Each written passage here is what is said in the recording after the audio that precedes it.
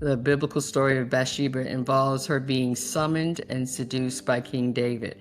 That was her identity before.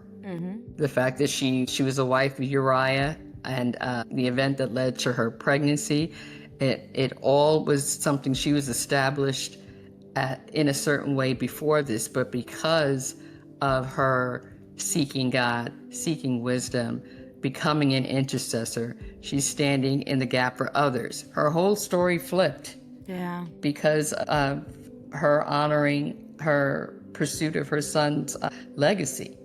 And I just found that in the midst of that's like something that we can all relate to. You might have been labeled a certain way. You might have even done things that you were guilty of. But God can turn the situation around. He can use that brokenness and bring you into a state of restoration.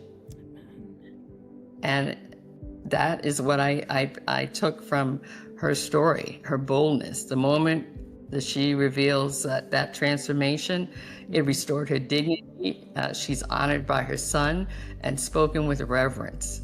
Bathsheba's story reminds us that God can redeem broken beginnings and raise up intercessors from the ashes of their own pain.